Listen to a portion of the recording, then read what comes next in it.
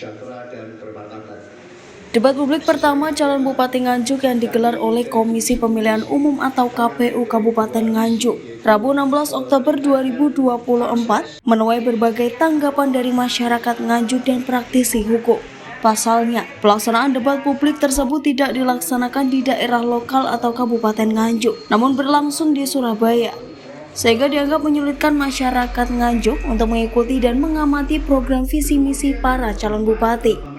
Anang Hartoyo selaku praktisi hukum menegaskan bahwa keputusan KPU tersebut berpotensi melanggar prinsip netralitas dan dapat merugikan calon pemilih lokal. KPU seharusnya mematuhi Undang-Undang Pemilu dan peraturan terkait lainnya yang mengatur pelaksanaan pemilihan di tingkat daerah. Tidak efektivitas KPU dalam melakukan debat yang berada di luar Kabupaten Nganjuk. Karena ini menurut saya ada risiko-risiko pelanggaran prinsip demokrasi atau pelanggaran hukum yang lainnya, tentunya yang berhubungan dengan pelaksanaan dan proses pemilu dan di sini Pilkada Kabupaten Nganjuk tahun 2024. Artinya antara lain itu KPU bisa diduga atau melanggar terkait pelanggaran prinsip netralitas.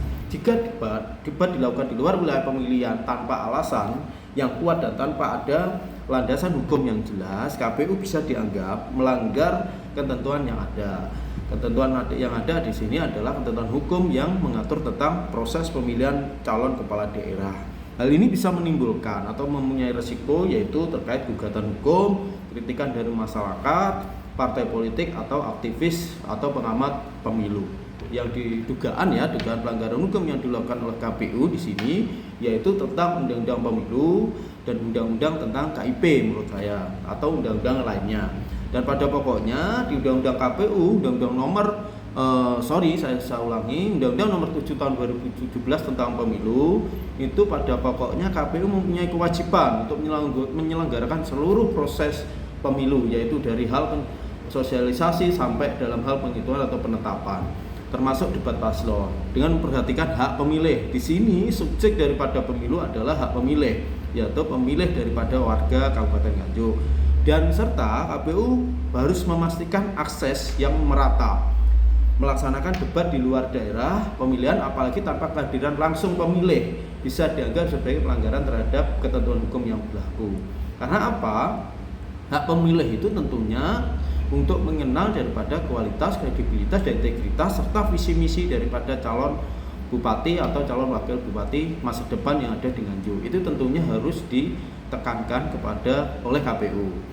Keduanya Undang-Undang nomor 14 tahun 2008 tentang Komisi Keterbukaan Informasi Publik yang pada pokoknya menyampaikan yaitu pemilih memiliki hak yang sama atau pemilih punya hak untuk mendapatkan informasi secara langsung terkait dengan calon, di sini calon bupati dan wakil bupati yang akan dipilih ke depannya. Jika debat hanya melalui plafon YouTube, ini dapat menghambat suatu proses sebagian pemilih terhadap informasi terhadap calon bupati atau calon wakil bupati yang penting dan relevan. Di sini bisa dianggap bahwa KPU atau di sini Bawaslu juga melanggar hak publik untuk mendapatkan informasi yang terbuka. Bahwa kita tahu bahwa salah satu filosofi atau asal usul daripada dilakukan debat adalah untuk mengenal daripada calon bupati dan wakil bupati yaitu secara kualitas dirinya, integritas, kredibilitas serta visi misi serta program-program yang lainnya. Harapan saya ke depan karena ini masih proses berlangsung, masih ada debat ke depan, saya berharap KPU bisa dalam hal melakukan debat harus mempertimbangkan beberapa aspek atau beberapa dasar yang salah satunya adalah meningkatkan partisipasi di Nganjuk. Salah satunya adalah mengenai aksesibilitas. Kita tahu bahwa di Nganjuk belum merata atau belum memahami terkait tentang aksesibilitas atau digitalisasi tentang internet yaitu plafon YouTube. Respon pendukung paslon nomor urut 2 semoga masyarakat Nganjuk dapat memahami apa yang disampaikan oleh masing-masing paslon meskipun diadakan di luar daerah. Sangat antusias dengan melihat debat ini. Semoga program yang disampaikan beliau nanti bisa diterima dengan masyarakat dan beliau bisa untuk menjadi nomor 1 di Nganjuk.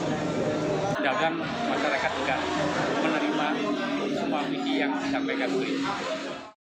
Dari Nganjuk, Riko Purnama melaporkan.